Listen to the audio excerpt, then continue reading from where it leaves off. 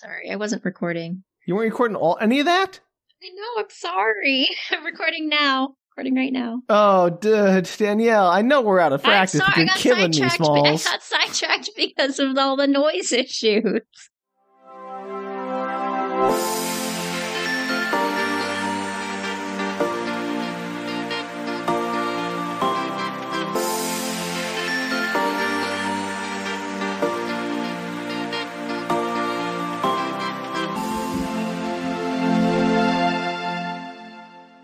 Hello, and welcome to Book Retorts 2022! Woo, 2022! Yay, we're back! You can't stop us, even though you might try. Just start it off, not listen. But they can't stop us from behind the scenes. We definitely hope they don't stop listening. We have no power for that, but we'll keep making it whether they listen or not. That's certainly true. So, we don't need much support to keep going. We have all the support we need, which is our own egos. And our mothers. Wow, we sound really pathetic. All right, well, before we kick off this year sounding like total losers, let's get into what the show is about. I'm Sam. I'm Danielle. And this is a podcast about sharing your weird media finds with your friends, Danielle. And that person is you today. Yay, I'm a friend. Just for today, Danielle. After today, not so much. I wasn't sure. I mean, you went on vacation for 3 weeks, and I was a little afraid I wasn't a friend anymore once you got some time away from me and realized how insane it was awfully I tempting. It was a real touch and go there, but I'm back. It's okay. We're all good. Perfect. So to kick off our new year of episode, Danielle, I have a very special movie for you. It is the 1990 Stuart Gordon directed film, Robot Jox. Sure. Classic. Yeah. Sure. I don't know. I've never heard of it. Yeah, I don't think you had. I say this is a 1990 film, Danielle, but the DNA of this film was pure 80s. Of course. So I'm just going to call it an 80s movie from here on out. I don't want any letters or tweets about how it's 1990. It's an 80s film at its core. Well, yeah, it's called Robot Jox. And do you know how Robot Jox is spelled? J-O-X? There you go. Really? Yeah. Oh, that's terrible. That's even worse. It's, of course, it's J-O-X. I told you this is an 80s film. So let me send you a description. There's a much longer description that has all the usual fluff that I enjoy leaving in for you to read, but it just didn't really say the things I thought were the best about this movie, so I'm going to give you this shorter one instead. Okay. In a post-World War III... World War III world. I got it. In a post-World War III world where wars are outlawed and conflicts are decided between large killing machines called Robot Jox. Oh, God. A winner-take-all battle ensues between two superpowers over who is to control the state of Alaska. Yeah. Who wrote this movie? I'm guessing Stuart Gordon. Oh, wild. Maybe not. Maybe he's the director. I didn't look up who wrote it, so I apologize. That's wrong. A couple of things I want to take umbrage with that description. The robots themselves are not robot jocks. The pilots are the robot jocks. I mean, duh. Okay. So they're like manipulating robotic things? Yeah, they're mechs. It's giant mechs. It's like Pacific Rim, basically, except one person instead of two doing a weird dance inside the robot head. Less interesting. I'm not going to say this is a worse movie than Pacific Rim. I'm not going to say it's a better movie either, though. All right, continue on. Let's see what happens with the jocks. Are they like actual robot jocks? Like, do they play sports? Are they, I don't know, gonna go to frat parties? Deadly combat, then yes. Like, what do jocks do? And there are parties, so, you're not off the mark there. Perfect. All right, I'm on board. Let's see this. It's actually kind of fun. So, we open with a slow pan over a frozen wasteland. There's a bunch of broken down mechanical parts scattered around this barren terrain. We hear narration. It goes, "It is 50 years since the nuclear holocaust almost destroyed mankind. War is now outlawed." At this point, I had to pause the film. I'm like, how do you outlaw war? Like, no war for you. If you go to war, we're going to put you in jail? How does that work? Time out. I mean, the UN is just so effective these days. I'm sure they could stop war with just a law.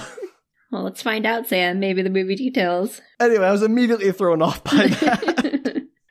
Anyway, so war is now outlawed, and all territorial disputes between the two great alliances are settled by single combat. Here in the Confederation playing field in Siberia, a battle rages between two gigantic fighting machines, piloted by their nation's champions, the Robot Jox. I really appreciate your enthusiasm for making the setting really something that people can visualize and get along with. It's like you write your own little novel about each movie we do or each book. I like to try to bring the listener into the moment, like set the scene, get them invested, because the visual medium of movies doesn't always translate so well to the auditory medium of a podcast. I know, you're much better at that than I am. I'm like, okay, so there's this dude named Joe. I think that's his name. The actor is actually Paul. But I don't know because who knows? Danielle doesn't know the names of any character in anything she's ever done. Well, get ready for more atmosphere building because we see the corpses of mechs as electricity cackles over the sounds of fighting. We pan over to a downed mech. A man opens the cockpit, bloodied, as a giant metal foot stomps closer. The man says, "Alexander, you win! Alexander, I can't move. I think my back is broken." That's not good. The man in the giant mech facing him, which has a gun for one arm and a Morning Star, club for the other for some reason, as though that's better than a gun. For up close and personal combat, Sam. We'll get to that, which is, again, this sounds stupid, but the movie has a plan for all of this. Which, I don't want to say it's a good plan, but it's a plan. We love plans that maybe aren't good. So the man in the mech says over a loudspeaker, "I would like judgment." And he has a Russian accent because, it's an 80s film, which is Cold War film. So, duh. And it's set in Siberia currently? Currently, we're in the Confederation combat fields of Siberia. Perfect. Okay. I don't know what they're fighting over in Siberia, but apparently probably Siberia. So you said it was divided into two factions. Is that the entire world was divided into two factions? Okay. You have the Confederation, which are the commies, and you have the market, which is the U.S. because subtlety. Nobody else is in the market, just the United States? The U.S. and the Allies, it's U.S., Europe, okay. Japan, but it's the market and the Confederates because, free market. Yeah. It's very clever. I mean, for an 80s movie. I should also mention that Stuart Gordon is a well-known cult horror film director, and thus I have not seen, I don't think, any of his other films. No, of course not. I've heard they're quite good if you like, extra gory, kind of over-the-top horror. So you might want to check them out, Danielle. It might be your kind of thing. I'm not necessarily into extra gory, over-the-top horror. It just depends on the type of gore. Okay, well, specific gore needs. I can't tell you. I have not seen him. But anyway, back to this particular Stuart Gordon film. On a TV screen in the mech, and there's going to be a lot of CRT TV screens just everywhere because, 80s again.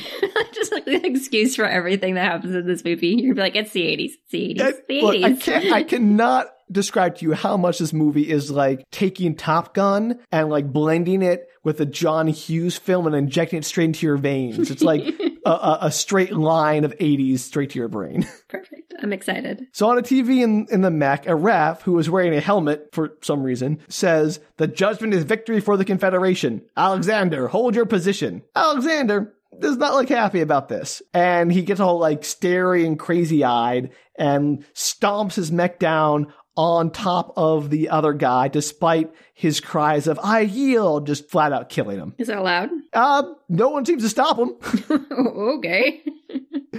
I have many, many thoughts on the loosey-goosey nature of the rules around this outlawed war substitute. So we'll get to that, Daniel, I promise, when they start describing the rules of this, or don't describe the rules of this combat. Alexander then looks up and yells, "You're next, Achilles!" And we zoom out, and it zooms out through a TV screen to where where men in red uniforms are watching from a command center. So he's talking to somebody off screen. Yeah, he's yelling at the TV cameras or whatever that are watching. He's yelling, "You're next, Achilles," as a general challenge. Who names their child Achilles? Nobody. Is it a nickname he chose? Is it his real name? Why would you choose the name Achilles? Because he's the greatest fighter in mythology, Danielle? Yeah, but heels. Come on. It's the whole, that's all anybody remembers about the guy. You don't know how Achilles totally kicked butt and, destroyed Hector and all that kind of stuff? No, nobody remembers that part, Sam, except for you. Everybody remembers Achilles' heels because that's what they're called.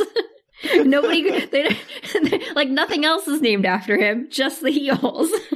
Okay, I guess. I mean, I'm not disagreeing with that, but maybe this guy's well, it's a robot heel. What am I going to worry about? It's a fatal flaw. Sam, anyway, go ahead. It's a weird choice of names. Look, it'll make less sense when you learn the other names of the other people.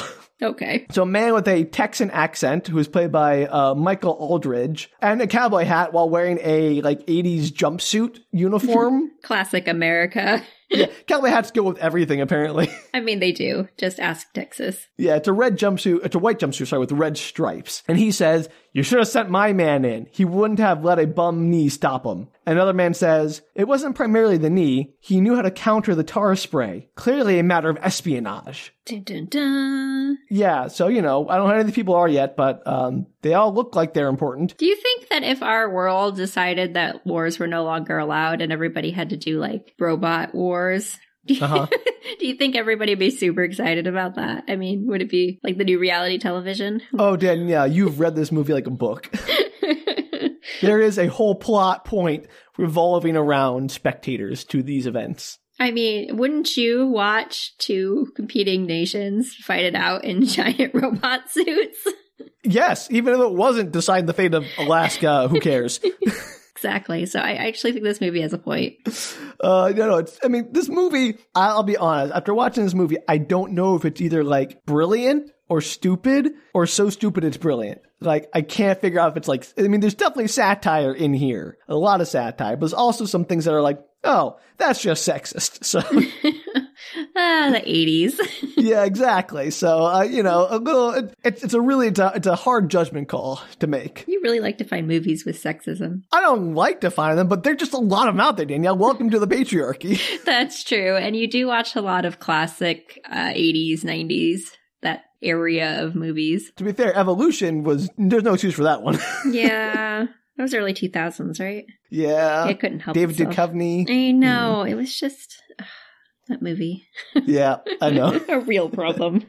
So I guess I just find those kind of movies to be worth exposing, and they are very weird. I find their sexism weird. Let me put it that way. All right. Well, let's get to the sexism. Give it about 3 more minutes. Perfect. I want to complain. So through more exposition that they all shout at each other, it's revealed that Alexander has killed 9 of their people in a row, which wouldn't that mean they clearly won the combat thing? I don't understand if he's just won 9 competitions in a row. I guess they've conquered America. I don't understand how they decide what you get when you win, what the stakes are. Or what the cap is, how many times do you have to win before you win? You get the sense that they fight over regions, because the next region they're going to fight over is Alaska. So maybe they're just battling back and forth over various regions at a time. So this is Risk? Yeah, I was going to say, just like Risk, Dan. I was going to say that exact thing. This is just Risk with robots. This is brilliant, Sam. Like I said, it's got a brilliant idea in there, Daniel. It's kind of great. I am so on board with this movie so far. So, the Texan, he shouts at his guy, the hunky, square-jawed, all-American cliche, played by Gary Graham, is the best. And the other guy, who we learn is a commissioner, he counters, "That's why we're saving him, to fight for Alaska." And is Alaska, very important in this world? I was going to say no, because the Texan is, dismissive of Alaska. In kind of a racist way, because he mentions, it's just Eskimos and stuff. I'm well, okay. And he insists that if his boy was out there, Alexander would be dead. As it stands, every other member of their team is dead instead. And the guy in the suit's we need to fight for Alaska because Alaska's got oil and it's got timber and it's got mining. I'm yeah, sure. But no offense to Alaska, which is a beautiful state with lovely people. But if Alaska were to be, become part of Canada today, I don't think it would really affect the United States that much. Are they using it? Are they positing that it's an entry point into the United States in this movie? The market, I don't know, because you assume that all borders are between the market and the Confederacy. Mm-hmm. So it's not now they'll be right on our border. Well, they already are on your border because there are no other borders. So yeah, I don't know. It's interesting. He's we can't let them have 1 inch of market soil or whatever, is what he says, or American soil. And I'm okay. So they're using Alaska. They're counting Alaska as the entry point into the United States, and therefore if they take Alaska, continent. Right? Yeah. But if they take Alaska, then they take the rest of the country as in Risk. Well, I guess, but also you still have to do all the robot combat. It's not they can suddenly invade. It's still the same robot combat back and forth. So, Sure. Again, I'm very confused by how the politics of all this work. I agree, but I think that's supposed to be the concept. Yeah, I agree. But I'm still like, all right. Anyway, Achilles, who was the last living combatant, I guess, looked at the camera pensively as a eulogy for the dead guy plays over the TV for some reason. So it's like Hunger Games style. They explode the pictures at the end of the day and play music. No, it's more like a news broadcast. So, oh, today this guy was killed. He had born in whatever. He had 7 combat. I don't remember what it said because it was not important. Okay. So we crossfade to a gym with Achilles in kickboxing gear fighting a group of other guys. So how does kickboxing translate to robot mech combat? I don't know. That was my next question. Like, how in shape do you have to be to do this mech combat? Crazy in shape. But why? Because you're inside of a robot. I mean, why do you even need anyone inside of that robot? We have drones today. Like, why do we need to have people inside the robots at all? Why can't they be piloted remotely? Because this is the 1980s, Sam. Okay. Well, anyway, apparently you gotta be real fit. Because again, in the market robots, we'll see later, they do the little thing where they strap in, it's like, and they walk inside the robot and it makes the robot walk. Mm-hmm. So it's like translating their movement. But the ones that are for the other guys, like Alexander's, doesn't seem to have that problem. So I'm not sure, again, where being in shape comes into play for anyone. So like Alexander's robots he's not inside of them? He is inside of them, but it looks like he's just sitting in a chair operating them with he's like operating them. Got it. But the American ones, or the market ones, I'm going to get that mixed up all the time. I'm sorry. That's okay. Are basically just like a one-to-one VR experience kind of thing. And I don't know why that's better. Because it looks cooler on screen? Yeah, I mean, there's that. And it lets them do cool kickboxing moves. Exactly. See? Problem solved, Sam. Yeah, okay. So anyway, Achilles kicks all their butts as the Texan cheers him on. And one of the guys he knocks down attacks Achilles after the match is over. And Achilles kicks his butt again and yells at him about, like, this is training. And he's like, it's not over until someone's dead or whatever. And he's like, that's intense. But you don't have to kill the other person, right? You could just say you win. Well, whenever the referees declare judgment for whoever, that's when the match is over, so you don't have to kill them. Okay. But apparently they didn't teach this guy that. No, of course not. There's always 1 or 10. But none of that matters, because then Achilles notices one of the new recruits is, pause for dramatic effect, Danielle, a woman. That's what I was going to say. Yeah. I was like, what would be a turnaround in the 1980s? It's a girl.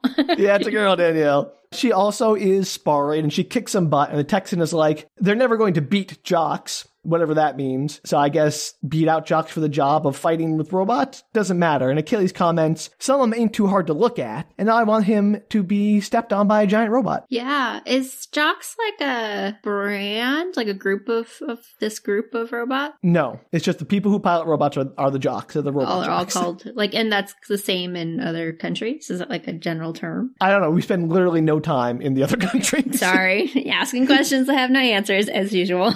That's fine. I mean, you could actually ask those questions, Danielle. I gotta tell you, I'm sorry, I don't have the answer to that. I would assume they have a Russian equivalent word for robot Jox. Anyway, so they're being casually sexist, and then Achilles smiles at her and she just sort of dismisses him, and the Texan calls her a cold fish and a tubie. What's a tubie? We'll find out later. Oh, good. It does actually come back. At this moment, I'm like, I know I'm just going to hate it when Achilles and whoever that girl is end up together in the end of the movie, because 100%. Of course they are. like, shocking if they don't. Right. It's oof, boy, this movie, there's some turns to that. All right. So that's when the Texan is introduced to an older lady who is Professor something. Don't remember her name. She's not important. But apparently she created the test tube babies, who are these other people in the gym. And that's what tubies are. So they're not real people? Well, she insists that they're human as anyone else. They're just grown in a cloning vat or whatever, as opposed to a womb. Right. Just genetically engineered to be the best fighters in history. So not really just like us then. So if they're genetically modified human beings, they're super soldiers. Yes, I got it. I'm just saying, her insistence that they're just like everyone else, except better, means they're not just like everyone else. She probably means, like, in other words, as like humans, emotionally, whatever. They're still except they're humans. Absolutely not human emotionally, because we learn later she bred fear out of them. So that doesn't help. Fun. Yeah. So I really think she's off her rocker. You'd probably kill yourself accidentally if you were not afraid. Yeah, no, there's an argument. I'm getting ahead of ourselves. We'll get to that, I promise. I just think, like, sometimes fear is healthy because then it makes you not jump off the cliff, you know? Like... They have that argument in this movie, Danielle. Don't worry, it's covered. Oh, good. I'm so glad this movie is ahead of me for once. So the Texan and Achilles are dismissive, but she insists that they have the best training possible. So, like, you make sure you train them well, since the Confederation is also producing Gen Jox, they're called. Okay. So they can't fall behind. Then she asks each of them for a sperm sample because she wants more stock to make her Gen Jox out of. And Achilles and the Texan are two of the best ever Robot Jox. Okay, so, question. Yep. Maybe they'll get into in the future. If these little tubie babies are mostly made from these two guys. Well, we don't, no, they're not. Okay. It appears that this is the first time she's asking the two best champions for their sperm samples. Okay, good. Because I had questions, but I will. I was just wondering if the girl was in any way, like... related? No. It was wrong. She's actually a person of color, so no. And he's white, I'm assuming. Oh, extremely. Of course he is. He's a hero in an 80s movie. I assumed that from the get-go because of the 80s. The woman is played by Anne-Marie Johnson. Okay. I don't know who any of these people are. This is a very B movie, Danielle, I'll be honest. Every person you've referenced, I have not known who they are. That's fine. I figured I'd put their names out there in case anyone else did. No, I think it's important. But anyway, so the Texan and Achilles, they just sort of laugh at the notion. And Achilles gestures to the woman and says, can't we skip the middleman and make a direct deposit? And I'm so sorry. I didn't mean to pick another media where the heroes are the worst. I'm very sorry. I don't know why this keeps happening to me. So not good. No, he's awful. They're awful people. You do pick awful characters. I don't know why so many movies are made with people who are just unlikable as heroes. It's true. I haven't had nearly as many. We clearly have different media choices. I don't know. Again, I don't know if it's just like I'm picking things I think will be weird and they end up being like, oh, they're weird because they're badly written and the character, or not badly written, but like written in such a way that the character is sometimes just awful. It doesn't make any sense as to why that's the case. And I guess that's just something I gravitate towards as being weird. I'm not endorsing that in any way, to be clear.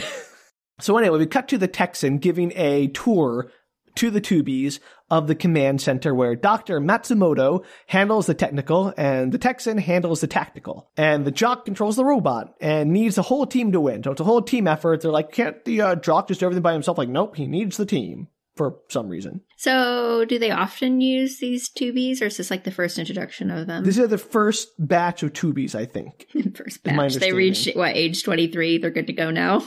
They're fighting age, whatever, 18, 23, something. Fighting age. Whatever age you need to be to pilot a giant mech legally, I suppose. Okay. All right. And receive enough training to do so. That's when the tube woman, who is named Athena, because, again, dipping into that Greek well. Clearly. Yep. Ask him about his last battle, like the last battle the Texan ever had before he retired, when he was a jock, and how he was totally outmatched and he was about to be destroyed. But he had one laser blast that managed to turn the tide in his favor. Like he got a shot off that completely destroyed the other robot. And she asked, like, how did he find the one weak spot in his enemy's armor? There's nothing in the records about, like, was there any tactical information he had about that? Like, where did they get the info for that? And he's like, nope, it's just a lucky shot. That's all. Luck is just as important on the battlefield as training, is what he says. Okay. And then the Texan brings up a screen with Achilles on it while he's suiting up for combat, because they're about to do the big fight between Achilles and Alexander. Oh, that was fast. Yeah, it happens immediately. I thought that was going to be like farther into the movie. No, it happens now. Okay, well, does Achilles die? Movie over. That'd be spoiling, Danielle. Okay. And then Athena has to revenge. That'd be a way better movie. I don't know where this movie's going, but I feel like that should happen. I mean, I would love to see Athena go on a revenge kick, but we'll see. We cut to the TV screen with the Russian guy, Alexander, who's played by Paul Kozlow, taunting Achilles about how he's already won the psychological battle. Okay. He's like, I've already won. I've already killed you up here. And he like points to his head. He's like, okay. How would you know that? I mean, genuinely, how? I think he's like, I've already killed you in my mind. You're already dead to me. You know, I've already won this fight in for me. It's already over. I don't think that's how that works. Well, Dr. Alexander then. Dear Alexander. So this TV is like set up in a square and it's being watched by a crowd of peasant-looking people, most of whom are wearing N95 respirators, which was a very jarring experience. I'm like, wow, was this movie made this year? How do you know that they are like the poverty-stricken people? How is that? I mean, they're just like, I don't know if they're peasants, but they're dressed like not in the fancy clothes of the combat. They're just like regular kind of shabby looking clothes. And it's like a rabble. They're in the courtyard watching this one TV all by themselves. Okay. I was just curious if they, went as extreme as Mad Max or whatever the heck we watched. No. With their costuming. No, not quite that extreme. Sadly, no. But they do look like, oh, it's futuristic, like robes and stuff, but like they're kind of dirty. Got it. So anyway, you'll see a lot of N95 masks. I assume it's because of the radiation fallout, the nuclear fallout, but it hit a little too close to home. Are they the only people wearing them? Is it because they're out in the area? Everyone who's outside, they put one on, they're outside. It's kind of great. Wild.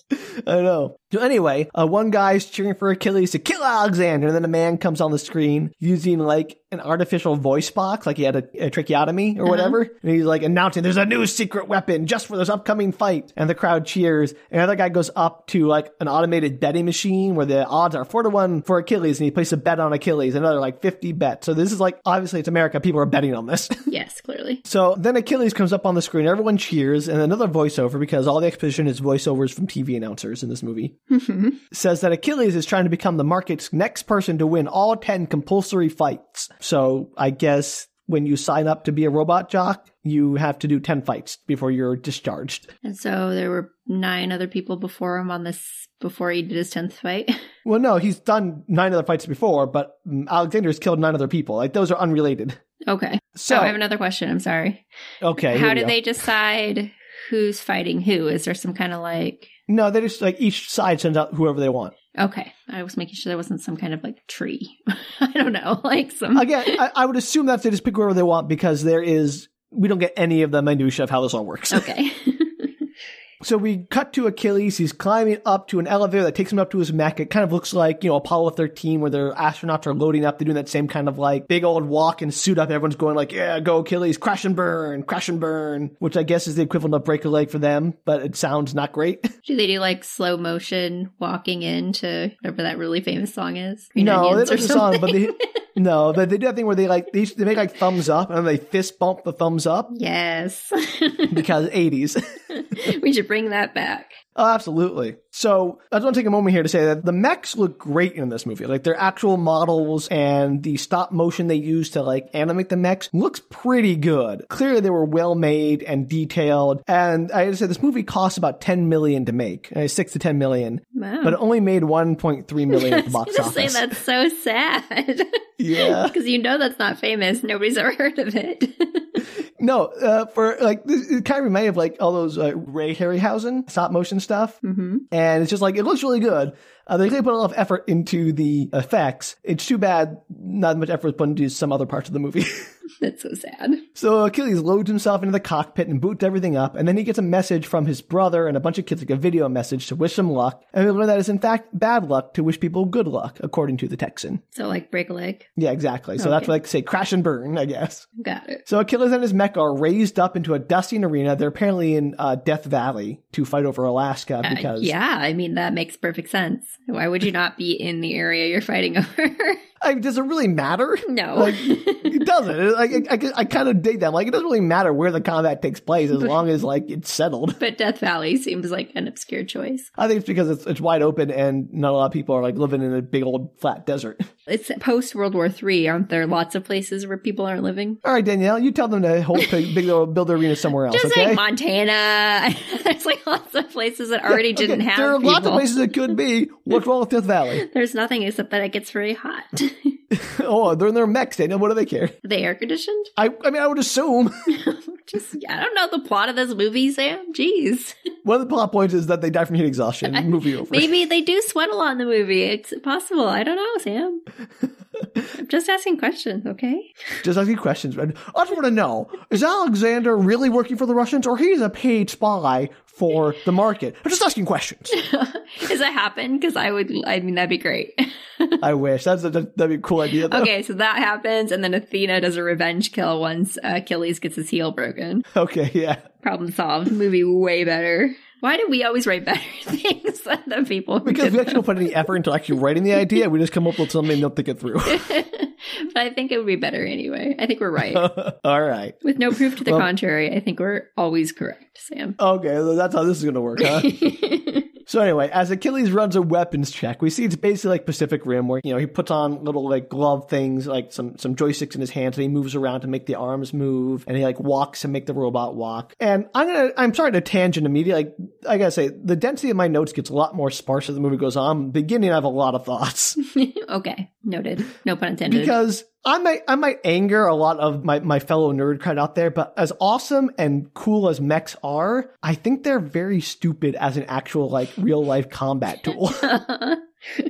I think they'd be like, why would any army in the world use giant mechs when they could build like a tank that is way more stable, way easier to train someone to use, way less expensive, and way less complicated and has less chance of failure, and probably is better at doing its one thing than a mech at doing, a jack of all trades, master of none type thing. I can't answer that question for you, Sam. I'm just saying, this is a reason that the armies of the world are not developing mechs, because they don't work as well as these purpose-built vehicle or other kind of thing. Right. And then using a control system which was limited by the human who is inside of it, who has to like actually physically run to make his mech run, also seems like, why just give him like a control panel that he can use so it doesn't have to worry about his human limitations. How much fun would it be to watch a mech running and then the human gets tired, so the mech's just standing there panting? Yeah, exactly. Give me a second. I mean, I can just push my joystick forward and it's like, I don't have to do this for days. It'd be so funny. What a weird system. That's what I'm saying. I get how like it's really cool and it's like, oh yeah, I like a giant robot suit that I can move when I move. I'm like, it just doesn't make any sense. This is why we don't want Sam to take over the world, everybody. I'm not going to be no fun. I'll be way no fun. I'll admit that. There won't be mechs, but it'll be something that makes a lot more sense. No, there will be mechs, but they won't be used for combat, because that's the stupid part. Mechs are cool as hell. I mean, I love them. I'm just saying. Just have them patrolling the perimeter of your I just want one for, like, to play around with. I would say, like, if they were for a sport, like, imagine, like, polo, like water polo, but mechs. Sure, why not? Or like mechs playing lacrosse or something. I'd watch mechs playing lacrosse. I don't know why I'm picking all like the country club sports here, but because they're funnier with mechs. Exactly. Like I want to see a mech like playing golf or something. Like it's just so stupid. It's great. I love that. Riding horses. Anyway, I'm going to accept the mech because it looks cool as heck in this movie, but yeah, I think really that'd be never going to happen. It's such a dumb idea. All right. So the stop motion fight starts, and it's, again, looks really good. Like, it's pretty good effects. There's lots of explosions. It holds up. And there's also a like stadium with crowd. Like, there's bleachers with crowds cheering for some reason. Like, hey, let's bring people out to the blood sport. Are they all masked? Yeah, they're wearing masks in the crowd, yeah. Oh, interesting. Even though they're like in these covered, like they're enclosed bleachers. Mm-hmm. But I don't understand why they're doing that. Like, and I think this is me, but I really don't understand like going to sports games either when you can watch them on TV and get... Because you wouldn't go doesn't mean that other people wouldn't. No, but like a couple of things. One, you get a better view if you're at home watching on TV. I mean, that's true if you're in the back of a stadium for a football game too. They're like little ants. That's my point. You get a better perspective if you're watching on TV. So why would you go and spend money to go? Because people do, Sam. I get that they do. I just don't understand it. If there's a market for it, again, no pun intended, but if there's a market for it, they will 100% be doing it. But my other point is, why would the like powers that run this very dangerous blood sport say, hell yeah, just put a bunch of random people in the arena. What could go wrong? Well, that's like gladiators. I mean, it was because humans will gladiators totally watch. Didn't have like missiles and machine guns and lasers. Oh no, well, I'm sure you probably sign a waiver when you buy your ticket. Like, I don't think they care. Oh yeah, you do, Danielle. It's amazing. We'll get to that. See? I cannot imagine if we had mechs in the future. I cannot imagine a world where we would not allow people to pay for tickets to come watch. Danielle, no, I agree with you. 100% people would do this, but I am saying it's a bad idea. Oh, like, sure. I'm not saying people. Yeah, that's all I'm saying. I'm not saying American football. It's a bad idea. However, I'm not saying again. Okay, I mean that's all I'm saying. I'm not saying there's not a market for it. I'm just saying why would anybody in charge allow this to happen if they had an ounce of sense? Because we have we have other things that happen that shouldn't happen. Yeah, it's a fair point. I guess I just thought the future would be better. No, you know better than that. I have lived in the future, and it is the present now.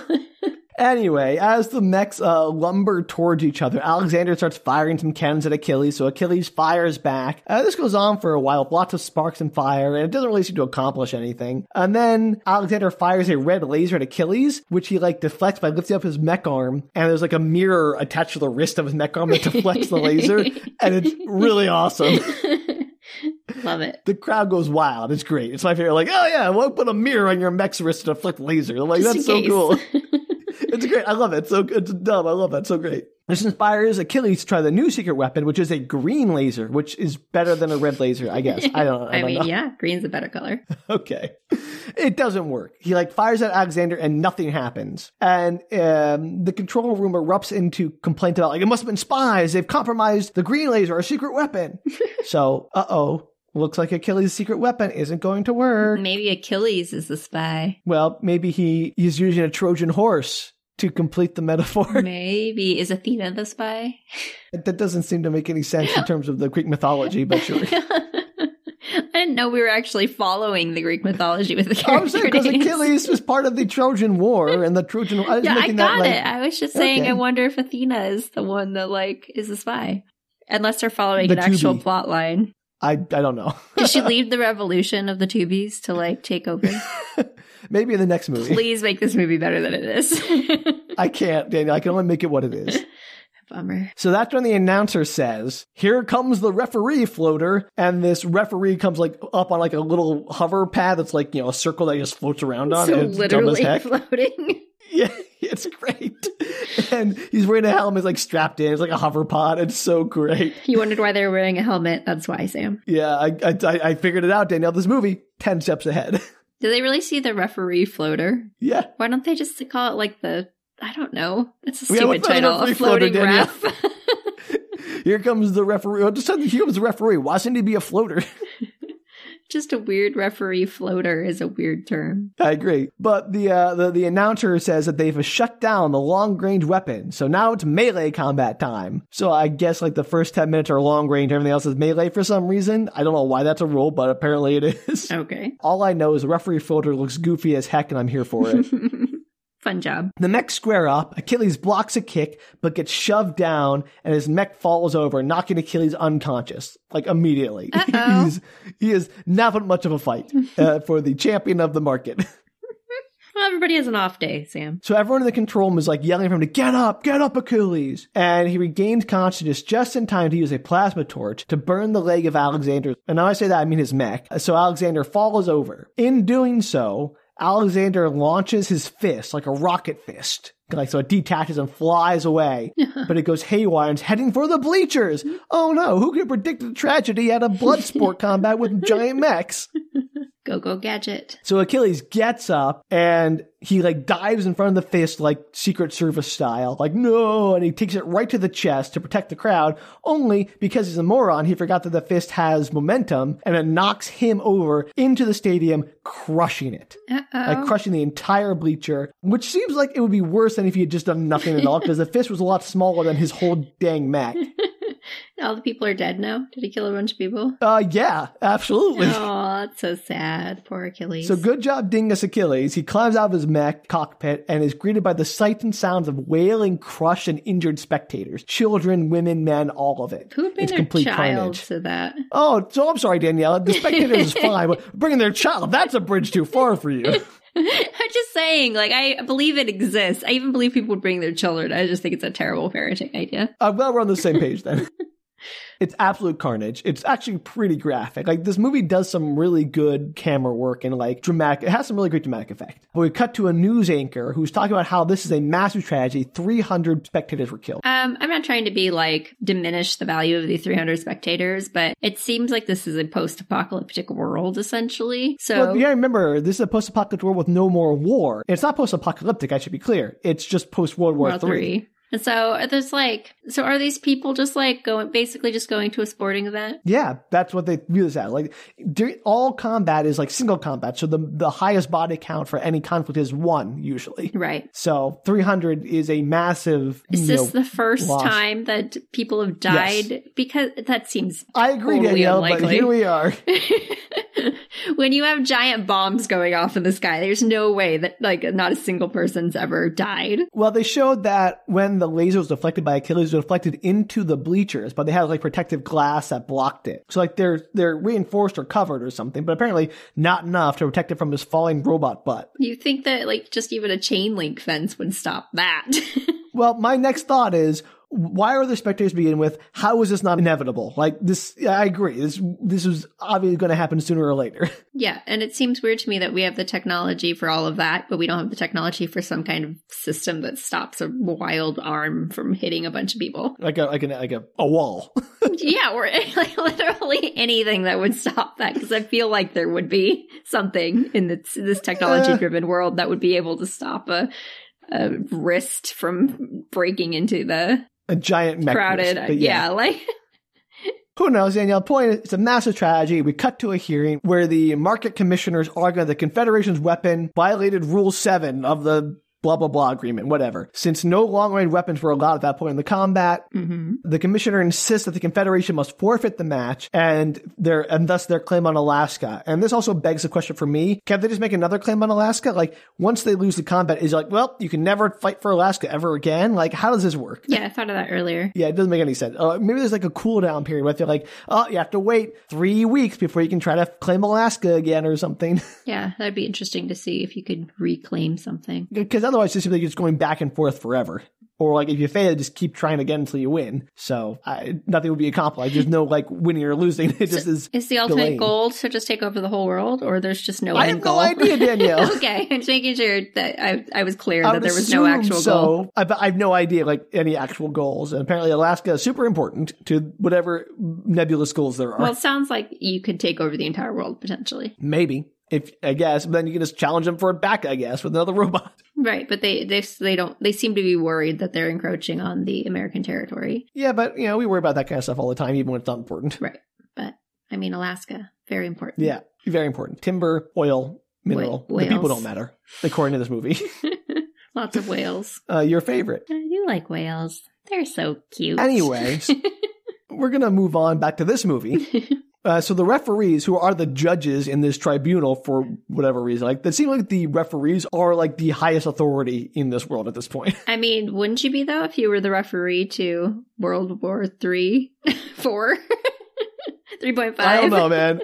I assume the referees would just call the matches. They wouldn't necessarily be also the arbiters of the law. I know, but theoretically, if that's how you are doing your law, basically, right? That's kind of how you're problem solving this issue, is when the referee then kind of be a judge in many ways, arguably. Well, I don't know. Apparently they are the same. And in the world, I guess it makes sense to you, but it doesn't make sense to me. I know, it kind of makes sense to me. But they all confer and determine that the loss of life is irrelevant. People died, does not matter. As was Achilles' attempt to save the people, it didn't matter that he tried to save them and was acting heroically when he got his butt kicked by that giant robot fist. And the match is a draw because reasons. And there will be a rematch in 1 week. Oh, okay. Give people the time to mourn their 300 loss. Well, whatever. Those people can mourn all long as they want. They're not the ones fighting the combat. So Alexander cheers and taunts Achilles, but Achilles announces that he's not going to fight. He did his 10 fights. He's done. And Alexander is incensed by this, and a media circus ensues. At this point, do we have any background on these characters? No. Okay, I wanted to make sure I didn't miss something. Alexander appears to be just a sociopath. Okay, but... who has a real murder target for Achilles. Right, I figured that. But did we ever learn anything more about Achilles? No. Really? A little bit. He has a brother. That's what we learned. You don't learn, why he's fighting or wants out with his 10? Is he just out because he didn't like that he killed 300 people? Yeah, he clearly got PTSD from that. He clearly was affected by his accidental murder of 300 people. Mm-hmm. Who wouldn't I guess it would be manslaughter. But anyway.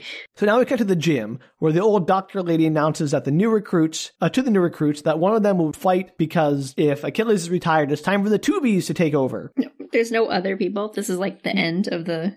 Remember, all the other fighters were killed by Alexander. But there's not, like, others training. Like, this seems like it'd be there's only 10 people. Those are the ones training. Those are the ones training. So that's the next, like, round of people. They're not going to use, like, normal people. They're only going to use normal, meaning just off the streets people. Why would you use the normal people when you have the enhanced super soldiers? I don't know why you would. I was just curious. That's, like, there's not going to be any It's their time. Okay. Achilles was the last of the regular non-2Bs to fight. Got it. And then Athena gets into an argument with someone who calls Achilles a coward. And she's like, I don't think he's a coward. And she's like really getting hot and bothered by this. I'm like, why does she care about Achilles' like honor or whatever? She like was harassed by the guy once and doesn't seem to like him. But apparently, no, don't speak ill of Achilles. Maybe it's a moral thing. Or maybe she had his posters on her wall. It's actually kind of that latter part. I figured. So meanwhile, the commissioner guy in the suit confronts Achilles like, you have to fight. You haven't finished 10 fights. And Achilles is like, well, I started 10. That's enough. Mm-hmm. And then, gosh, this is so weird. So the commissioner is like, what do you know? You can't even read your contract. And Achilles is like, I may not be able to read, but that doesn't matter. And I'm like, wait, you can't read? That's interesting. Apparently, it's a big thing that Achilles can't read. And do people in this world generally can't read? Why? It's a great question. It never comes up again, ever. Is it just like a failure in the school system? Is there no longer a school system because the world's been half destroyed? Danielle, I've told you literally everything I know about the reading in this world. And is that Achilles can't read. Is he the only person who can't read? Is it like a personal, like, is he like dyslexic or something? Never got the proper education? Or is it just like, oh, we don't teach people to read anymore because it's all about robot fights? But it never comes up again. Like, it's not a plot point. Ever. Never even mentioned again. It's not even that they like screw him over because he couldn't read his contract? No. Wild. Why would that even be in there? I don't know. That's what I'm talking about. Like, oh, this is going to be a big plot point that he can't read, or like this whole world is downtrodden. Like maybe something happens that like there's some kind of like spies are passing notes by written word and no one knows it. But no, it's absolutely nothing. That's such an odd choice. It's so weird. I cannot explain. Very 13th Warrior. I don't know why that would ever be in a movie. I really just want to have a conversation with whatever was going, whoever like wrote that, and be like, what was cut out of this movie that made that make sense? It has to be something was cut out. Oh, it's only an hour and like 20-minute movie plus credits for an hour and a half. Well, that extra 20 minutes explained why it was important that he couldn't read. It's so weird. I don't know, Danielle, but there we go. Achilles can't read. And then the commissioner tries to like, hey, I'll give you any amount of money you want to fight. But Achilles is like, nope, I am done. So we cut to, I guess, a retirement party or just a bar or something. It's just a party, I guess, where a bunch of people are dancing to the most 80s electronica music ever, which is supposed to sound like future, but it's like boop, boop, boop, boop, boop, boop, boop. It's all like booping. It's, 80s electronica music. You've heard it. It's a kegger for all the jocks. Yeah, exactly. Achilles is moping at the bar, getting drunk by getting one drink for each letter of the alphabet. So he's just going through the alphabet, like, give me whatever an A drink would be, or so on. Sam showing his vast knowledge of alcoholic beverages. Give me an absinthe. There you go. Anyway, so he's getting very drunk, and the bartender's like, it's illegal to serve drunk people. I have to cut you off. He's like, try and stop me. I'm like, all right, well, that's weird. That's when Athena and another guy comes up and are like, hey, Achilles, we're just curious why you risked defeat to save the spectators. They all signed releases. See, told you. Yeah, and he's like, you just let them die? And they're like, yeah, of course we'd let them die. We're there to defeat Alexander. The spectators are irrelevant. Which is why they're breeding tubies. Yeah, exactly, because they don't have that empathy. So no just like moral quandaries for them. And then Alexander walks in, and I'm like, wait a minute. So they all just share a bar with the enemy? Are they chill? Like in the bar, they're actually friends? No. That's a shame, because that would have been a real good bot. But Alexander's all like, my friend, drinking to forget. And he like taunts him about the deaths of everyone. And he's just like, clearly that he's enjoying half responsible for. Yeah, exactly. That's when one of the tubies is like, really gets bothered by Alexander's disrespect. And he's like, challenges him. But Alexander's like, I don't fight tubies. And you have to forgive my terrible Russian accent, which is about as good as the one in the movie. I think it's great. Continue on, Sam, with all your terrible accents. All right, sure. And don't let my accents bore you. I love your accents. I like the German one from the mixer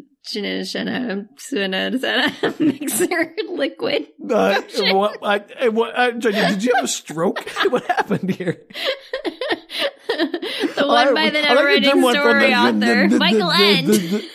Oh, Michael End book. All right, yeah. Something lotion potion. Notion potion. Not lotion potion. I always think it's lotion potion. That's so gross. Why don't you just call it by its other title, The Night of Wishes? Because I don't remember that one. All I remember is mumble, motion, potion. You don't remember the other one either, clearly. That time I said motion, potion. I literally cannot remember the title of that. How drunk are you? Are you going through the alphabet too, Danielle? No.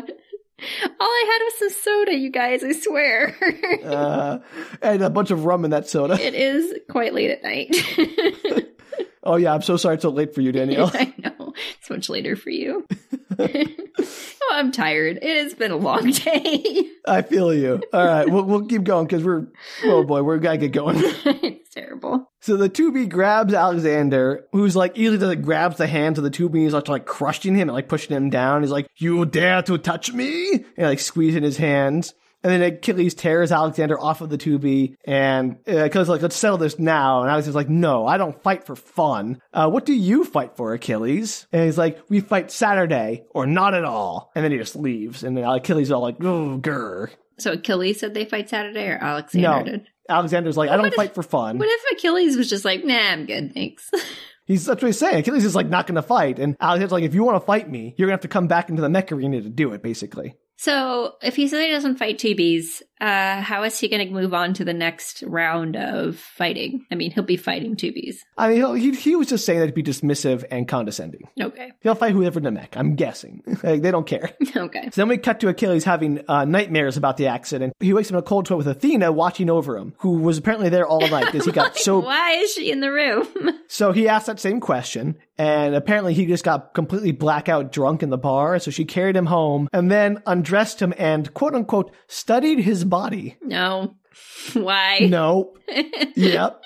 Make it stop. And Achilles gets up and is like moaning about his hangover. Like, I need orange juice. He doesn't have any orange juice. And Athena follows him around like way too close. And Achilles is clearly still kind of drunk or out of it. And he can't find orange juice, so he makes coffee. She's like a puppy. And he finally asks, like, why are you studying me? And she was like, I want to see if you were like different. If there's something about you that made you different, that made you a champion. Like if there was a physically different thing about you, but you aren't special. Your body isn't special in any way. And he's like, oh, great, thanks.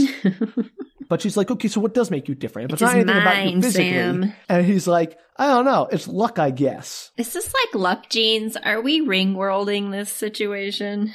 That would be amazing, but no, unfortunately. They're not going to like breed luck into the 2Bs? No, but like, you gotta admit, that was a pretty great twist in the ring world. I think they should do it in this movie too. I think they should in most movies. That's what a great idea.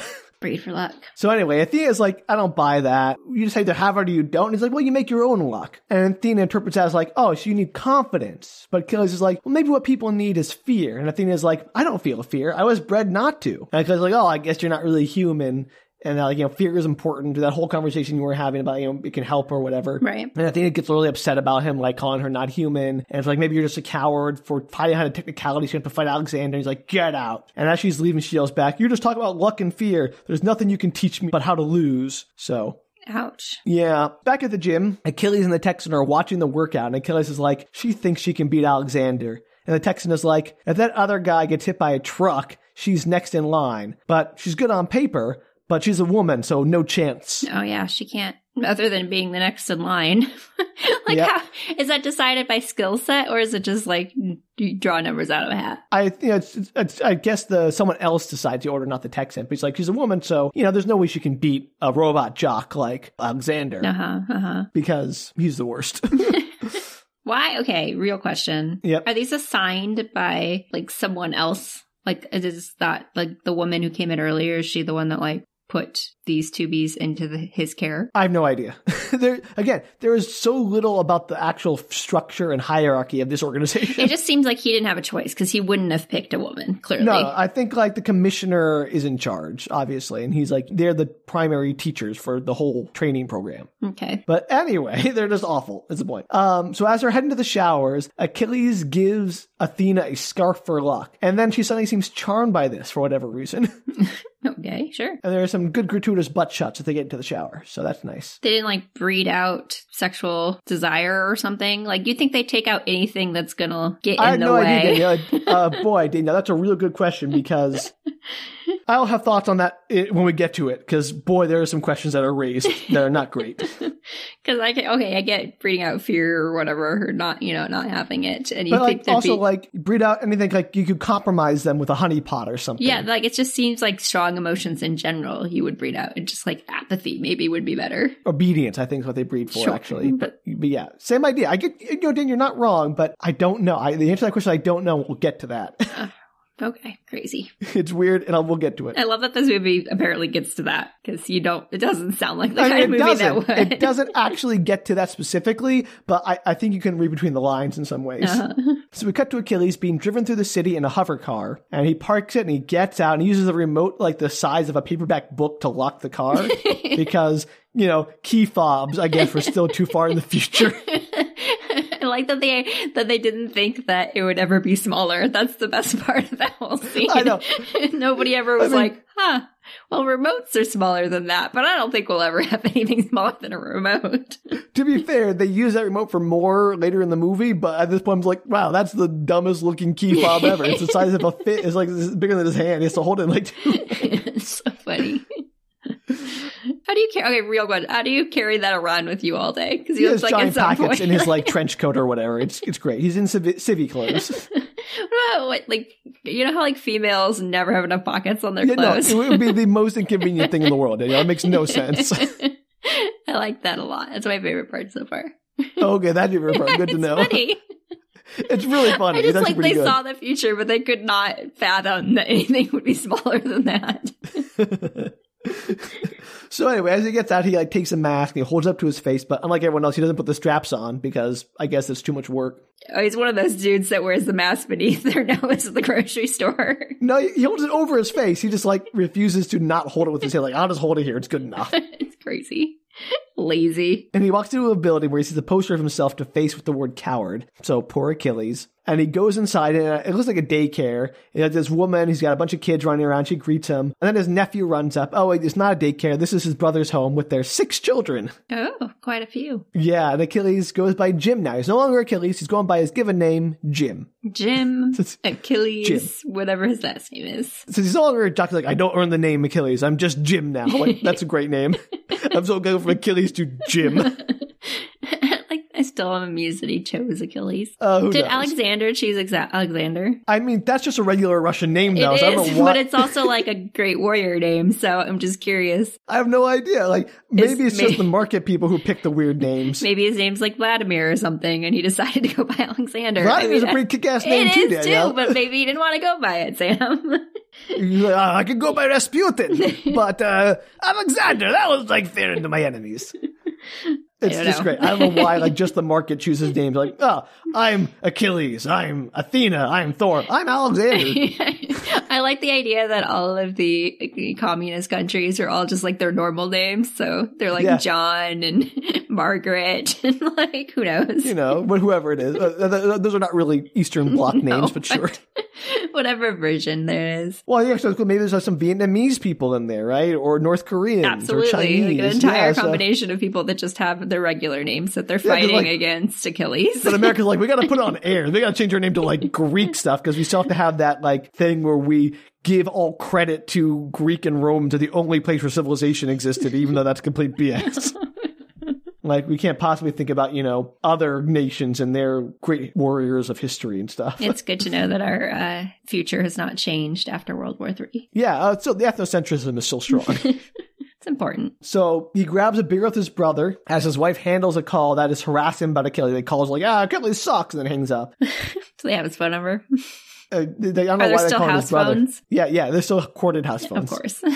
The brother and sister-in-law just sort of brush it off, and she announces they're having real meat as a special treat tonight, and which she reveals is a hot dog and a pot of beans. So that's funny. I mean, it's delicious. It's great. It's really good. So we cut to Athena in a white room. A man announces this is the test, and there are a bunch of other tubies in the room too. It is the rattle room. Her and the others have to get to the top without breaking their necks, according to this person. Literally, again, what this has to do with piloting a mech, I don't know. They have to be very skilled physically, Sam. We just decided this. Yes, we did. I'm sorry. But anyway, there's a giant like jungle gym like structure and they have to climb it. And they're like, oh, that's it? Just climb the jungle gym to the top where there's like a little hole they have to climb through. And like, yeah, that's it. Try to survive. And then a buzzer sounds and the test starts and they're like strobe lights going off and like laser pew pew pew sound effects going off. And some of the bars heat up so like people burn their hands like, the whole thing shakes. It's basically Squid Game. Is that what you're the whole thing is shaking. Yeah, it's more like American Gladiator with the what do they call that big thing at the end? The giant the aggro crag. That's it. Is this televised as well? No, it should be. That'd be great. Why would you not televise this? And have the people, support their local whatever to these, and then Robot Jox. And then you can you'd have way more support for the people who won. That's brilliant. Somebody should do that. Yeah, it's great. So they're having fun. I don't know. Again, they're just climbing. The whole thing's like shaking and throwing them off and burning their hand, and like people are and they're getting thrown from it. And as Athena nears the top, the other dude, the other primary one who was with her in the bar, like kicks her chest and knocks her off. But she manages to catch herself on another bar later. So that guy's the one who's scheduled to fight next also. Mm-hmm. So, he's kind of underhanded. So as the other guy's about to get to the top and exit, the bar he's standing on, just like a little cutout drops away from it under his foot. So he falls and probably is dead. Who knows? Is that the one that was going to fight or the one that was ahead of him? Both. So the guy that was ahead of Athena falls. Yeah. Who was the one who's going to fight next. That was fast. I thought maybe he'd just die in battle.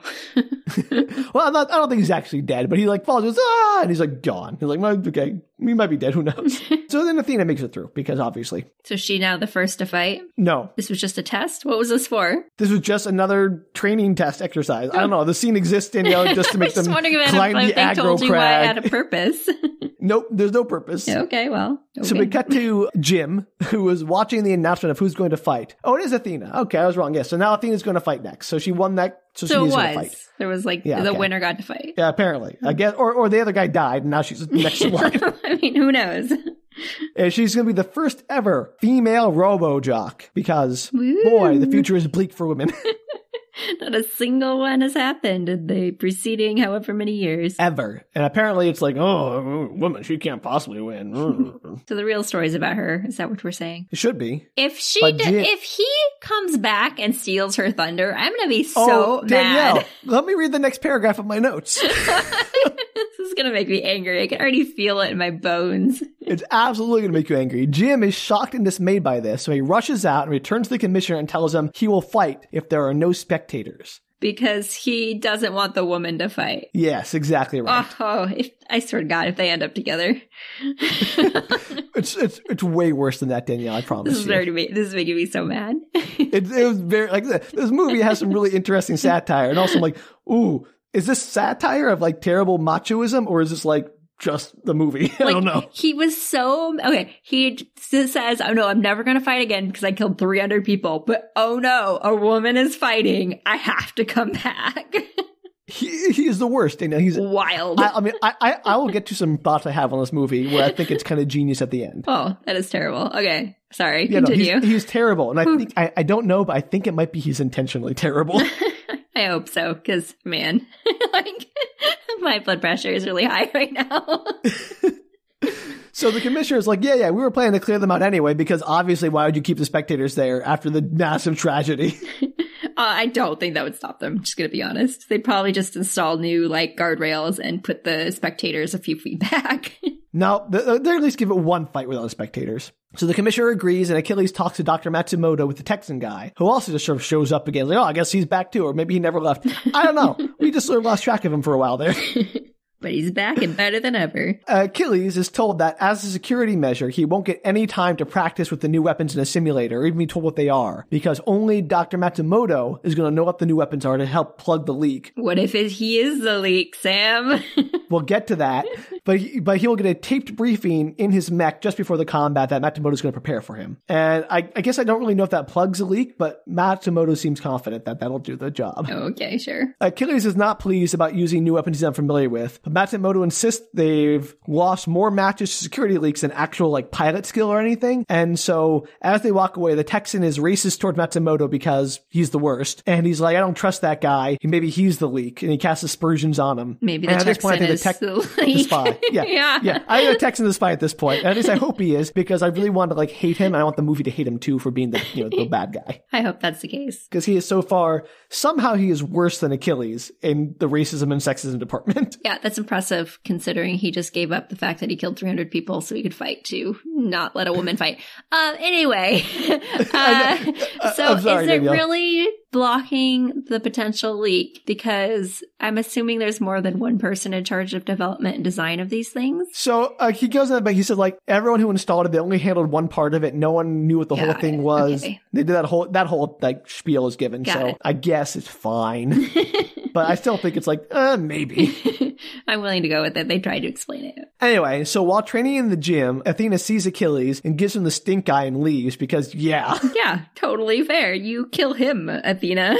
So later in the bar, Athena confronts him. She's like, I am so mad at you. How dare you? You were just playing a con, pretending to retire so that they'd offer you more money. Is that the whole gambit here? And Kill's like, no, that's not it. Don't worry about it. And then Alexander shows up. And I'm like, yeah, why do these people share a bar?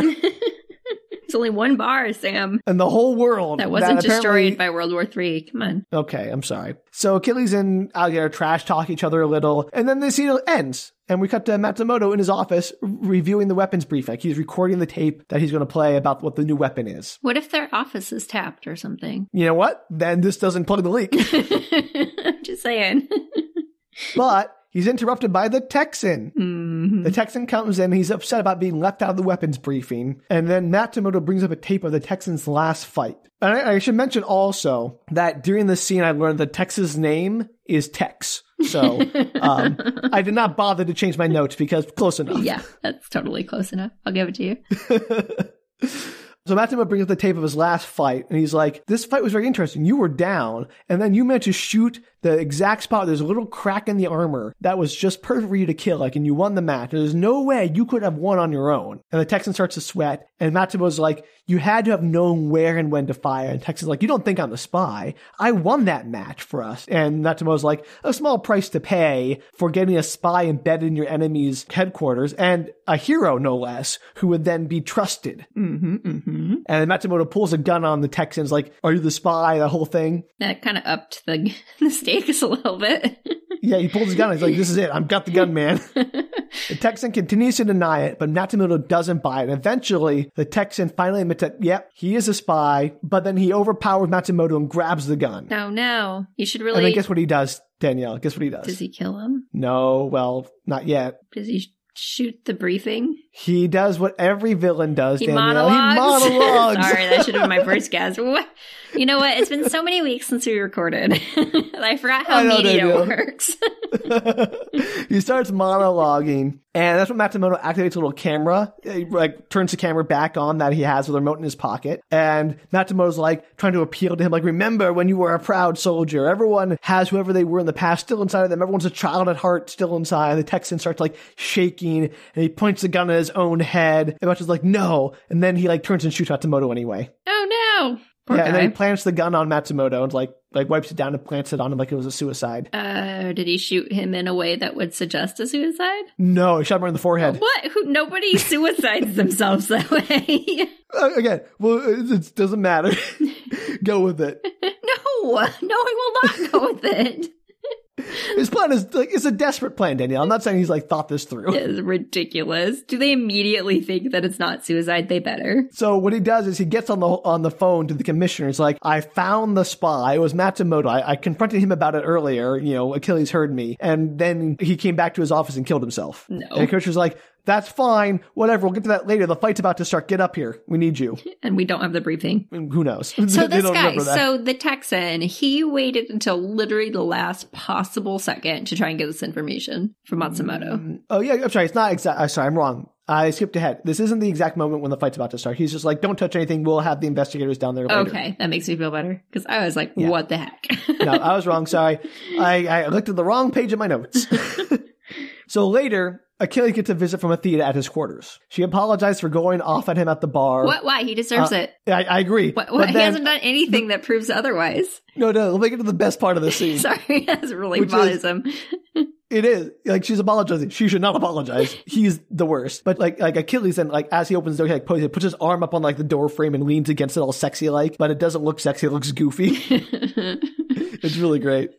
So Athena says she's here to wish him luck and that she was thinking about the gift he gave her because, the scarf is like, I want to give you something in return. And that she has a present for him too. And she asks him to turn around and she reaches into her suit, which is going to unzip it. But she pulls out this gun looking thing and like stabs him in the back and injects him with something. I think it's an injector. And she's like, oh, what'd you do to me? And she's like, I injected you with a sedative. Uh-huh. Exactly. Sucks to be you. Yeah, so you'll be fine in a couple of hours. But even sedated, Achilles starts putting up a fight, and he and Athena spar, and eventually Achilles rolls her, and she falls under the bed, and he gets on top of her and pins her, and tells her, what the hell do you think I came back for? Because she's like, I'm going to fight, because I'm going to incapacitate you, and I'm going to fight. He's like, why the hell do you think I came back for? And then he kisses her, and she does not appreciate that kiss. Gross. She kicks him off of her before locking him in his room and just ripping the control panel off the doors so he can't get out. I don't understand how they even had enough of a relationship that he felt obligated to stop her from fighting, which is what she wanted to do. He doesn't. He's just got the super hots for her. That's it. That's insane because they spent 2 seconds together. I know. It's absolutely bonkers. To be fair, she's a very attractive woman.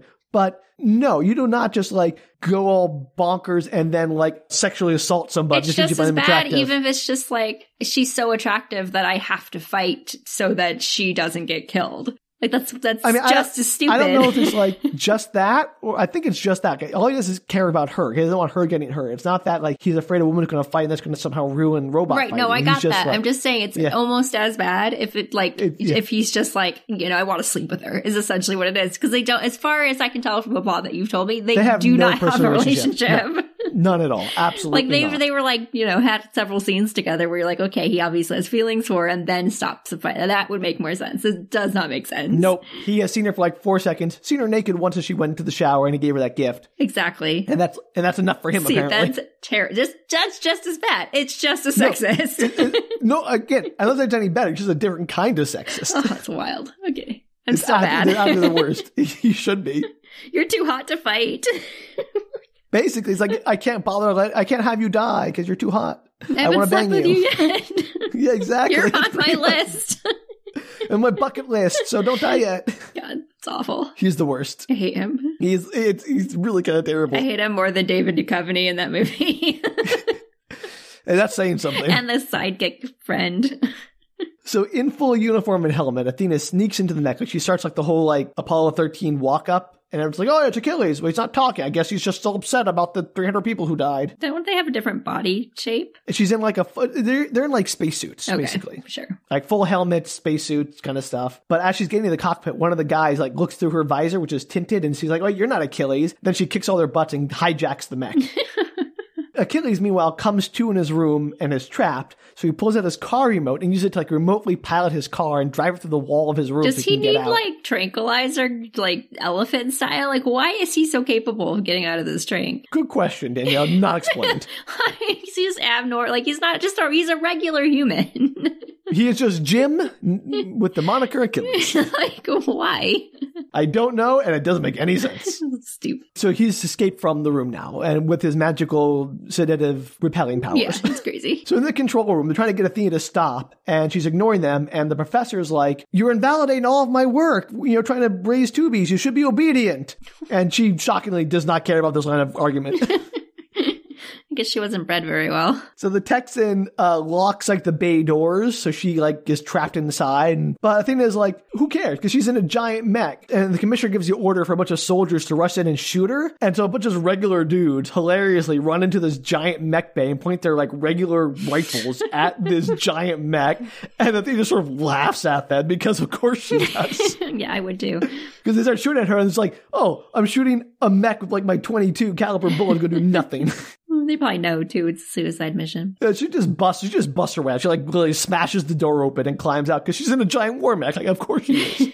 So finally, Achilles shows up in the control room as Athena makes it to the battlefield. The commissioner calls the ref and is you got to stop things. The ref is your robot is on the field. That's a legal challenge. And I don't care who's in it. The pilot's irrelevant. We don't care who's in it. That's not our problem. There's someone in there. It's on the field. There's really not. There are human-run machines, but there's no rules about which humans can run the machines. Nope, they don't care. They just get the mechs on the field. Some spectator ran off, stole a mechs on the field. Too bad.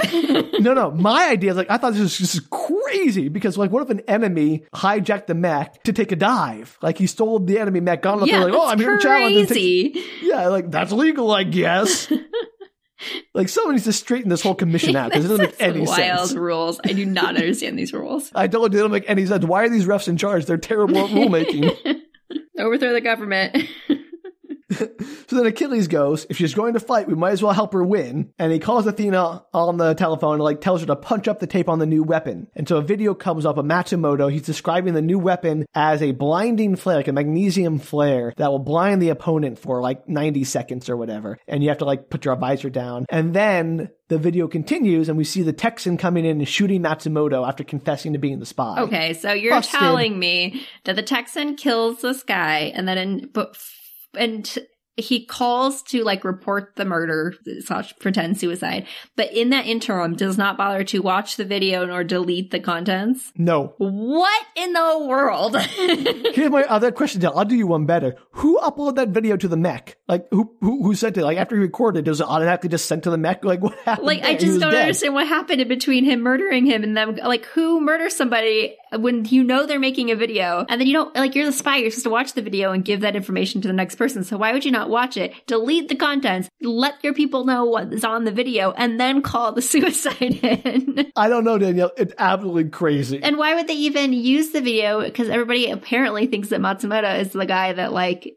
was the one that was giving all the information over to the Siberian Russian people. I think that Achilles, didn't know that when he told Athena to punch it up because he was locked in his room. So he didn't have any of this information. Maybe it uploads to the cloud automatically, Sam. Well, that's fine. I'm okay with that. But also maybe he's like, well, even Matsumoto didn't have time to give it to him. It's been so short time that they wouldn't have time to, like, adapt their mech to counter our measures. It's been such a short amount of time. It doesn't matter. Unless Matsumoto was the person that was the spy, in which case he would have given their information, like, much earlier. I mean, you have the weapon to use anyway. Might as well try it. Sure. But wild. Crazy. It's crazy. I don't understand the Jackson at all.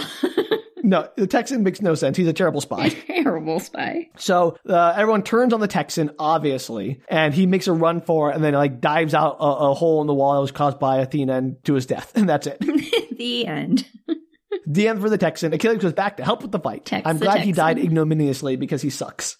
It's crazy, man. Crazy. So that Alexander enters the arena by, like, flying his mech down. Like, he's in the sky and he's flying it down for whatever reason. And it's this 4-legged mech. Like, it's crazy. I don't know how that would work if you use the same control scheme, but he clearly doesn't. And so now I can see, like, hey, yeah, why would you go with a 2-legged mech when a 4-legged mech is way more stable and more legs for kicking? Like, this is why the mechs are dumb. Why not spider mechs? Why not 8 legs, Sam? Why not just treads, which are even more stable? And, oh, you have a tank. You invented tanks. Good job.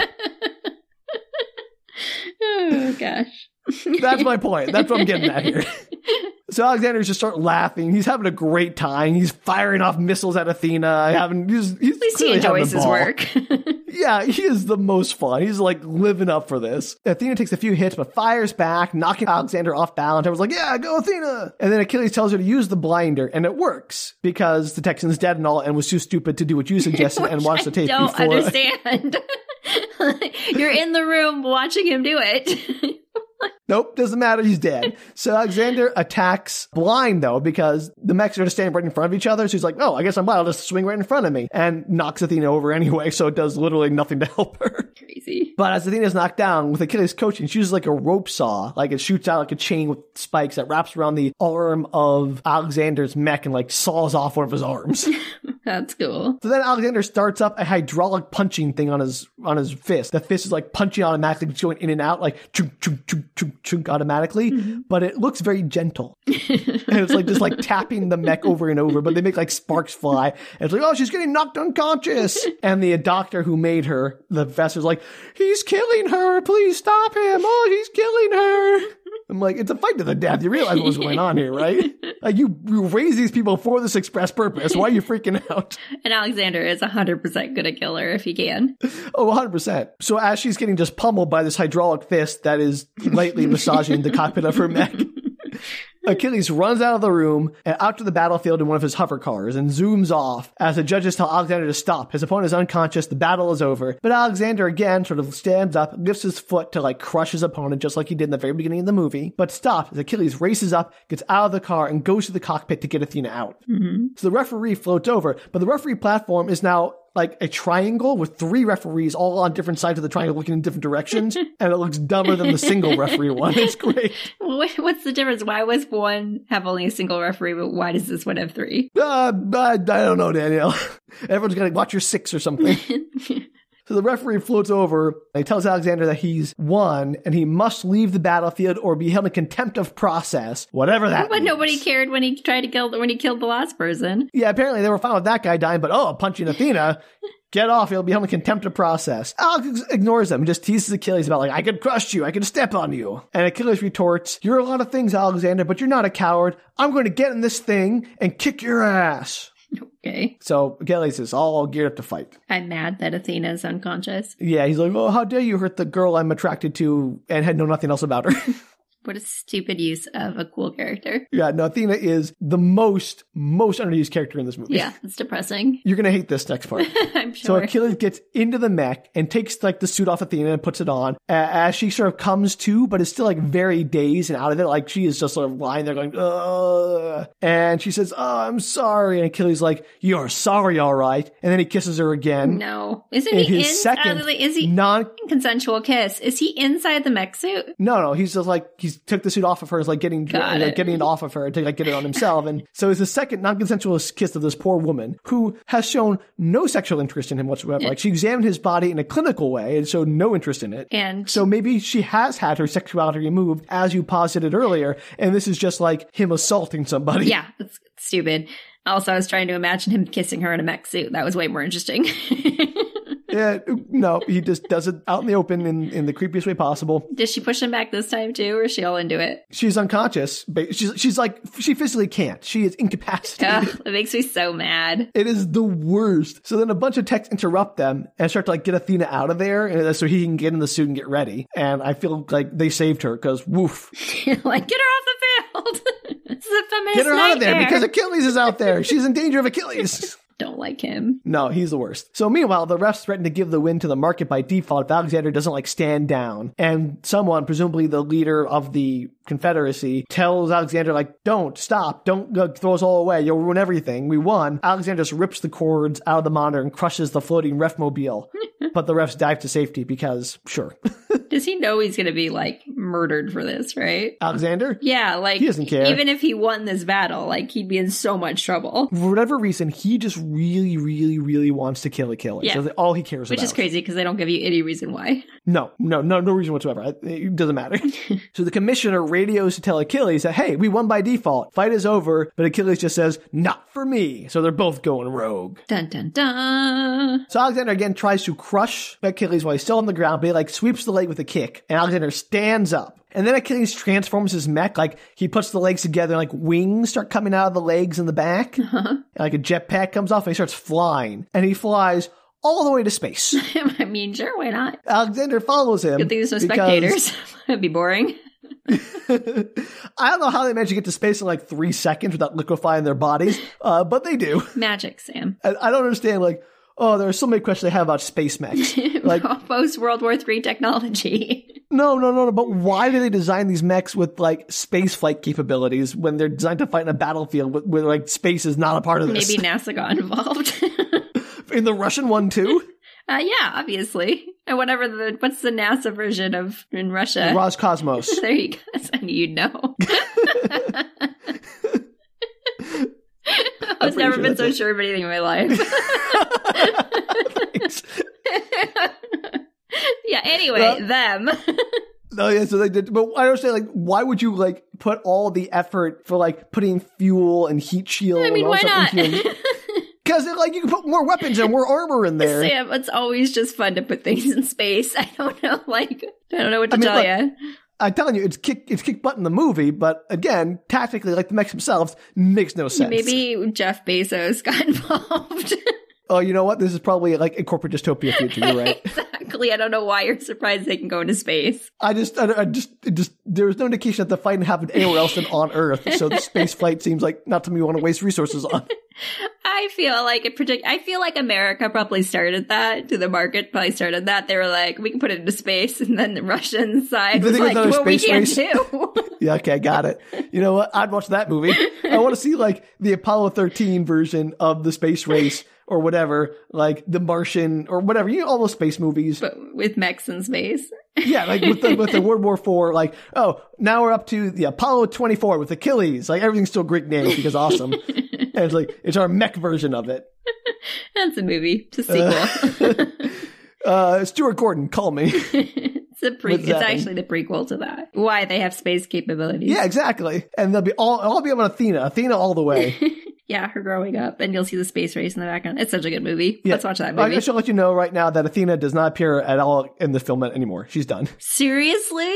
Yeah, that's not even like a tail end thing. Oh my gosh, that was it. She gets assaulted twice and carted off, mostly unconscious, and that was the end of Athena's story. Why is this movie so bad? Bad to Athena. That's so sad. That makes me really mad. I know. I had to tell you that now. I want to break it to you so you have some time to deal with it. Oh my gosh. Yeah. I'm not going to talk the rest of this. I have to be figuring out my feelings on this. Oh, please don't do that to me, Danielle. All right. They're in the middle of a fight, Sam. They're in space now. Achilles, yeah, they're in space. They're in space. I forgot for a second. So absurd. Well, the whole discussion about Roscosmos and the Russian space race. I remembered. So anyway, Alexander is chasing Achilles, firing missiles at him. And to the movie's credit, the external shots in space are all silent, and it's actually quite like a nice touch. Like, again, this movie technically is very well done, I think. Like, it looks good. There's a lot of really good shots, and they're very, like, it's compelling in terms of its cinematography and its pacing and everything. I think it's technically a very good movie. But Achilles takes damage from the missiles and sort of like starts crashing back down towards Earth because his engines are failing. Alexander watches on. The computer voice warns, re-entry shield disintegrating. And again, I guess they had to install re-entry shield instead of actual armor because space needed to be a thing. I like it. So Achilles crash lands back in Death Valley, pretty much exactly where he took off from. So the whole jaunt to space was entirely pointless. But it looked cool. That was pretty much why it happened. It was definitely a bunch of people sitting at a table like, let's take them to space. Yes, absolutely. It's a great idea. Let's put them in space. We got $10 million. Let's make space happen. We have an extra $3 million. What can we do with this money? So then Alexander, gently lands back in the battlefield, much more gracefully because his mech wasn't shot by missiles in a pointless chase that Achilles started. No chase in space is pointless, Sam. Okay, I'm sorry. I apologize to everyone who loves space. Anyway, Alexander marches over to Achilles as he lays on the ground, but Achilles again transforms his mech so the legs fold up and become tank tracks. So I guess it's like a centaur mech now with the body of a tank and the torso of a human mech. And again, we've just come full circle back to tanks which are superior. This movie really drives home that point, though. It kind of does. I guess even we have to admit that the tanks kind of are better. And Alexander seems to have trouble hitting Achilles as he drives over. And then Achilles drives under Alexander's mech and then shoots up at the crotch because amazing. Love it. I think my favorite part of the movie is about to come up. So let me tell you this, what happens. Okay. My favorite part, because it's by far the most insane, to me at least. Alexander reaches down, just sort of flips Achilles' tank over, doop, like a Lego set. So Achilles is now on his back, the tank treads up in the air. And then, the crotch of the robot opens up and a chainsaw unfolds from the crotch. And it could not look more like a chainsaw penis. And I have no idea who thought a chainsaw penis would be a good weapon to add to a mech, but I guess they're a genius. The same people who decided to put them in space, I'm pretty sure. So Alexander proceeds to use his chainsaw penis and does squats to cut into Achilles' mech. But Achilles bails as Alexander taunts him and tries to crush him by trying to step on him after he escapes. I'm like, what is going on? This is bonkers. Okay, you have to admit though, if anybody was going to have a chainsaw penis, it would be Alexander in this movie. I mean, this is why I said it's my favorite of the movie, because it's perfect. I saw that, I'm like, this is insane, but also, what else would it be? This is perfect. So Achilles spots a severed arm of Alexander's mech off across the desert, and he runs off towards it, doing the serpentine pattern, trying to lure Alexander towards it. Alexander pulls out machine guns in his mech and shoots at him, but misses somehow because apparently these mechs suck. Achilles reaches the arm, and he gets inside of it and starts, like, hotwiring it, because apparently it's still powered, even though it's not attached to anything. And he's, like, hotwiring it. And he hotwires it so that the rocket arm fires just as Alexander gets close. And the rocket arm slams into Alexander's mech, and it explodes. Just completely explodes. One hit, gone. And why the fist didn't blow up Achilles' mech when it hit him earlier in the movie, I don't know. But apparently because he hotwired it, Sam. Happened. It changes the whole structure of it. Okay, I got it. So as Achilles is celebrating his win, there's a yell, and he just barely dodges a pipe swung by Alexander, who also managed to bail from his mech in time, I guess. They're both out of their mechs now. Yeah, now it's just a straight up fight in the desert between two grubby dudes. It's great. I really wish that we knew why they were so mad at each other. Oh, this movie, you're going to love this ending. So Alexander knocks Achilles down, but then Achilles also grabs a pipe and they start to, like, fight. It's kind of brutal. Like, there's no music. There's no sound besides, like, the clanking of the staves and, like, the grunts and the cries and their yells. So, like, it's actually, like, it feels very visceral, this fight scene. Like I said, there were some very impactful moments. Anyway, eventually Achilles knocks Alexander down, and Alexander, like, picks up a rock while he's on the ground. Like, he's going to, like, get up and throw it at Achilles. But Achilles, like, lifts the pipe like it's going to smash him. And then Achilles says, "You can live." And Alexander replies, "Yes, if I kill you." And Achilles shouts, "We can both live." Alexander just replies, "We are dead. We are Robot Jox." So I guess the Russians do call themselves Robot Jox too. Or at least in English when they're speaking it. But Achilles tosses the pipe away and refuses to kill Alexander, again insisting, "We can live." And Alexander gets up, eyes him, drops the rock that he was going to throw, and then Achilles gives him the thumbs up. And Alexander laughs, gives him one too, and they fist bump their thumbs up. The end. You know what? Like, I don't disbelieve that would be the ending to two guys fighting. I can kind of, like, guys are dumb. No offense, Sam. No, I mean, the guys in the movie. So this is where I want to talk about, like, this movie, because I don't know if, like, this is a satire of that kind of machismo, because our heroes, Achilles, and, you know, the market, so to speak, are the heroes. They lose every fight. Yeah. Like, the first one, they lose. Achilles loses. Athena loses. Like, they are just a bunch of losers. They lose every fight. It's an underdog story, Sam. Except they never come back from an underdog. Like, these are heroes, and they just lose every time. And I don't know if Achilles is supposed to actually be a hero, just be like some guy who's bought into this whole machismo culture idea of, like, fighting and women and rah, rah, rah. And then, like, when he realizes he can't win, is like, well, peace, maybe? I'd like to think this is some kind of satire, and I'd also like to think that Athena never, ever gets together with him. Well, like I said, I think she wants, like, she shows no interest in him. I think she does not get back together with him. That's my thought. I hope so. I think, you know, if there's any justice, he'll be pressed for, you know, at least sexual harassment in the workplace charges, if not assault. That'd be nice. Do they even have those since this is the first female fighter? It's a real good question. Like, there could have been sexual assault charges prior to that between the males, but that's much less common, so who knows? But anyway, so that is Robot Jox, Danielle, a movie that does not go anywhere where you think it does, and, like, is at once awful in many ways in terms of, like, its sexism and its racism, but also I can't quite settle on whether it's just using those ideas like every 80s movie does, or is actually condemning them through satire. It's a real tough nut to crack. Yeah, that was quite the movie. I kind of recommend it just as, like, an experience to watch it. Because, again, the effects are pretty cool and it holds up. And it's just so weird. And the characters are so unlikable. And I just don't, like, none of the plot beats seem to make sense to me. It does sound like quite an experience. Where did you hear about it? See it? I don't know. Is this the first time watching it? Yeah, it was my first time watching it. I've heard of Stuart Gordon before, but I was looking up a list of weird movies and I saw it. I'm like, oh, I should do that one. That sounds like my kind of thing. Definitely sounds like your kind of thing. I think you've seen Real Steel, I assume, right? No. Okay, well, maybe that's what I'll do next. I know I should have. I have not. I'm sorry, everybody. Don't. I don't know if it's a good movie, but I could do Real Steel. I thought, like, I'm in a bit of an 80s mood. So I figured, why not pull out some 80s fare to kick off our new year? Yeah, that was quite the choice. Robot Jox. Robot Jox. Again. Weird title. Weird movie. Like, they don't actually end up together in the movie. We think they do, but the only person that makes any attempt to be in a relationship is Achilles, and Athena is not interested. He doesn't even try to be in a relationship. He just tries to, like, sexually harass her. Right. But that's my point. Is like, you think, oh, there's going to be like that romance where they eventually end up together, like or something, and they come to understand, like, no. Or like you think, oh, I think it's going to show that, hey, the women can win, and like this whole sexism stuff shouldn't be tolerated. But no, she gets her butt kicked and is removed from the movie. Yeah, some choices. I find myself just not being able to come down on whether this is a contemptible movie or not in that sense. Yeah, like if interesting. It's, condemning those ideas or just like not giving them any thought.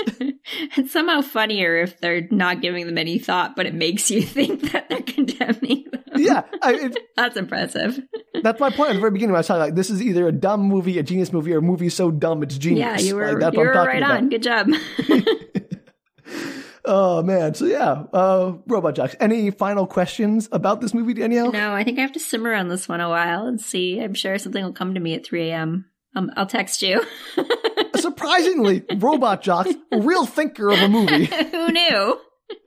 I did not anticipate that going. I thought it was going to be a fun robot movie, like was it Red Dawn or something? But no, like Red Dawn is a robot movie, but like just a dumb us versus them, commie basher movie from the 80s. But no, it just wasn't. Yeah, I'm impressed. Good job finding a thoughtful robot war movie. I don't know. I go thoughtful, but it makes me think. So I guess that counts. Oh gosh. Well, I gotta ask, if you out there were a robot jock, what would your code name be and why?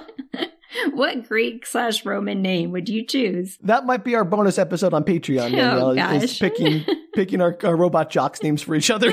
Stupid. Oh, like we don't do stupid things before, no, Danielle. Certainly true. Well, anyway, if you want to send your robot jock name to us or any other question or just your feelings on robot jocks in general. Or what Sam's robot jock name would be. Help me out. Oh, that's cheating. You all have listened to Sam long enough. What would his name be? You listen to me. This episode's going to be way too long, Danielle. I'm sorry in advance. I guess I'm sorry in advance for the people listening, not for us. We've done this already. This is past apology for me. Yeah, it's too late for us, but I'm sorry for people listening who listen to this. But yeah, you can reach us at bookretorts.com. You can also tweet, Instagram, or Facebook us at bookretorts. And if you want to hear us come up with robot jocks names for each other, possibly, or any of our other bonus content, or just want to support us, you can do so at patreon.com/bookretorts. Patreon! Hey, it's back! Hey, it's back. I figured, 2022. At least bring it back for the first little shout out. New year, same you. Ooh.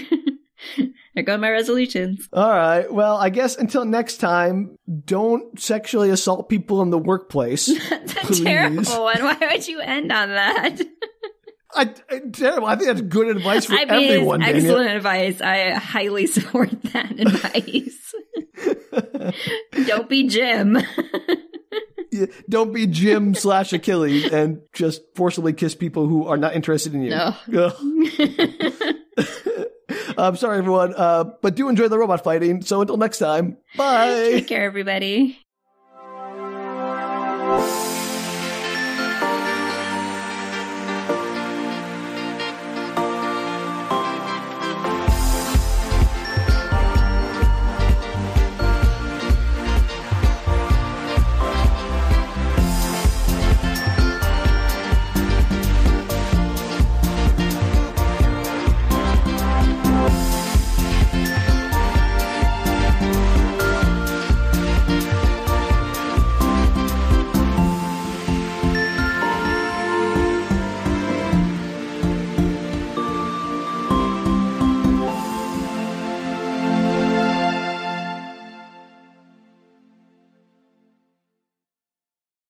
Oh, I forgot to mention, do you remember that Alaska was the thing in this movie? Yeah. I mean, because who cares? Who cares? Like, it doesn't matter. Like, they didn't even win who won the battle? I don't remember. It's neutral. It's still up for grabs, Sam. Maybe. Like, what happens now? I guess didn't technically the market win because of default, but then like Achilles stayed on the field to fight too. So I guess it's neutral. It probably just wipes it slate clean and then still the markets. Just nuke Alaska. Just like it's gone. Like, no one can have it. Nobody can have Alaska. Not you and not them. It's causing too much trouble. It's causing Robot Jox to fist bump. We can't have that. On to Hawaii, everybody. Oh no, I like Hawaii. I like Alaska too. I mean, they're both beautiful. I can't lie. Oh my goodness.